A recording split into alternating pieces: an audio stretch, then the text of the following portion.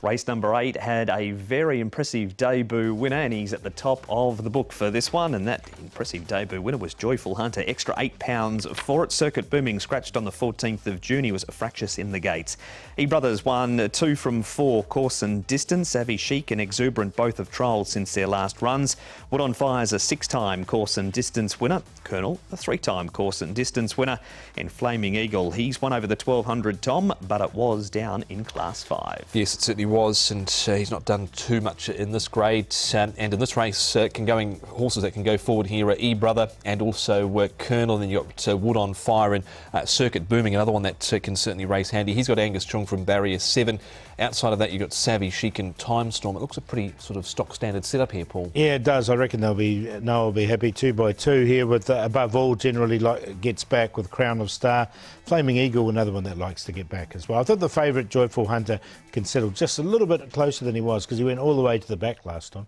Well, here he is, Paul, so it's the perfect way to go into our first replay. It was such a very, very good debut, wasn't it? Wasn't it? And didn't he look green and raw at the end too? But he did it so cheekily.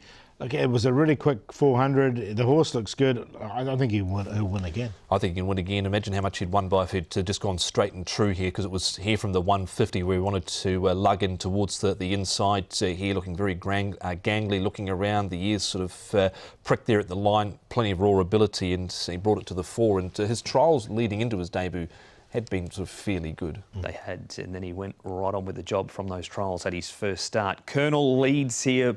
Tom, we know he likes to get across and run along in front, but he's got that wide draw. Well, Colonel's had not a bad season. He's won 2, he's placed a few times. There's been a lot of support for him recently. He was beaten by Golden Luck last time out, but again, he's going to get every chance here, Paul, going to the front, but it's just a matter of how much gas he has to use early from barrier number 12. He had 10 this night when he was just mugged. Well, in fact, he did win this race. Of course, he was mugged late last time out. Yeah, the thing that worries me is E-Brother, because he's drawn outside him and he's got pace as well. So I just think with those two coming across, they both might have to work a little bit too hard. Here he is, Paul E-Brother. This is at Sha Tin last time, so he'll like coming back to Happy Valley.